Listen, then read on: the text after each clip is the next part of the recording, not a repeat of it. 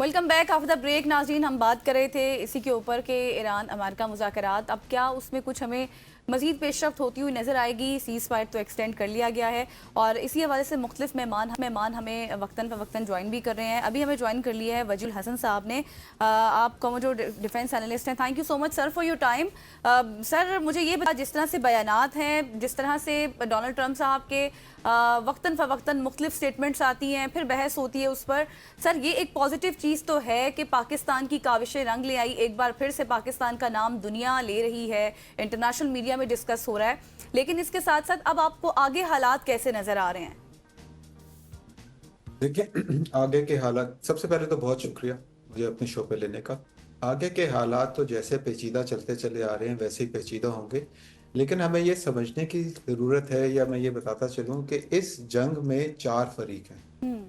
एक फरीक तो अमेरिका हो गया। अमेरिका के हवाले से अगर हम देखें तो उनको पिछले 70 सालों में उन्होंने कभी इस तरह की सीज फायर इतनी जल्दी ट्रूस की टॉक्स के ऊपर नहीं आई। इससे पहले जो सबसे करीबी थी वो हम अगर इराक वॉर की बात करें, जिधर उन्होंने अपना तमाम जब एक्शन कंप्लीट कर लिया, कुवैत को लिबरेट कर दिया, उसके बाद उन्होंने सोचा कि हमें ये ट्रू स्टॉक करनी चाहिए, जो कि तकरीबन 45 से 50 दिन के दरमियान थी।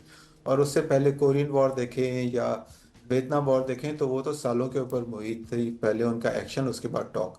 तो इसका मतलब है कि अमेरिका को भी थोड़ी जल्दी है कि वो इस मामले को जल्दी रैप अप कर लें, बिकॉज अब अमेरिका के अगेंस्ट कुछ ऐसी साइलेंट पावर्स हैं जो कि भी ऑपरेट कर रही हैं पसे पर्दा या फिर बैक चैनल डिप्लोमेसी में काम कर रही हैं। नंबर एक।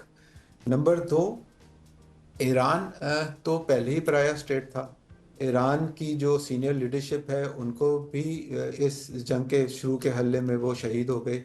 तो इसके बाद ये समझने की ज़रूरत है कि जो नई उधर लीडरशिप आई है उसको भी सब लोगों को एतमाद में लेना होगा, उसमें भी उनको टाइम लगेगा। नंबर तीन, इसराइल, जिसके ईमा के ऊपर ये जंग स्टार्ट की गई, वो किसी ना किसी बहाने से अपना इसमें पीस को ख़राब करने में अपना किरदार अदा कर रहा है। और एक इंटरनेशनल कम्युनिटी, अच्छा इंटरनेशनल कम्युनिटी जो है उसको अंदाज़ा हो गया हुआ है कि जंग में ईरान और अमेरिका या इसराइल की क्या सूरत हाल हुई है। अब इस बात को सामने रखते हुए जो पीस टॉक्स होने जा रही हैं या पहले भी हुई थी, उसमें ईरान जो था वो कोशिश कर रहा था कि जो कामयाबी या जो रिजिलियंस उसने मैदान जंग में दिखाई है वो कहीं पीस टॉक्स के ऊपर आके वो उसको अपने हाथ से जाने ना दे और उसका तासुर ये ना लगे कि वो शायद हार गया है। इसके जानिब अमेरिका जो है वो कोशिश ये करेगा कि जो अचीव वो नहीं कर पाया मैदान जंग में, वो इस पीस टॉक से अचीव कर पाए।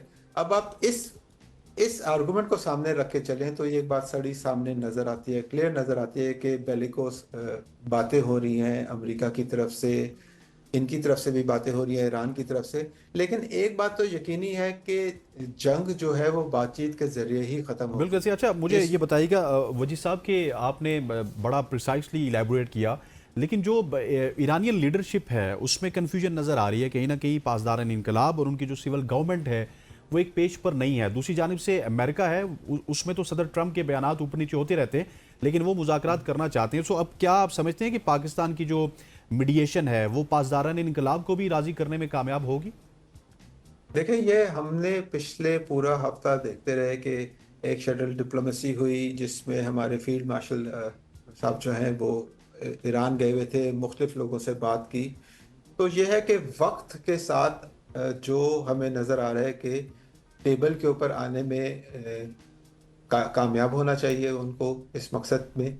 उसकी वजह यह है कि जंग जो है वो कंटिन्यू अगर रहेगी तो इसमें ईरान को भी अब जो ग्रोसरीज के इश्यूज हो सकता है वो फील होना शुरू हो जाए, वो फील होना शुरू हो जाए।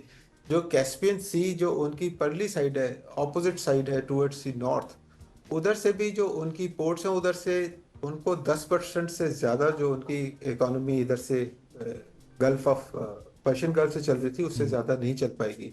तो इसकी वजह से ईरान भी थोड़ा सा मखमसे में है और अमेरिका जो है वो ज़्यादा मखमसे में है, क्योंकि एक बात समझने की ज़रूरत है कि मेजॉरिटी ऑफ ईरान की जो ऑयल प्रोडक्शन है वो चाइना जाती है। इससे पहले वेनेजुएला के ऊपर जिसके प्रेसिडेंट को उठाया गया उधर से, फरवरी में, उसकी भी majority of the oil production थी वो चाइना जाती थी। तो कहीं ना कहीं इसमें चाइना बैकडोर में ऑपरेट कर रहा है। और अगर आपको याद हो कि 30 मार्च को जब हमारे डिप्टी प्राइम मिनिस्टर और फॉरेन मिनिस्टर चाइना गए थे, उधर से भी 5 नुकाती एक पीस टॉक का निकला था।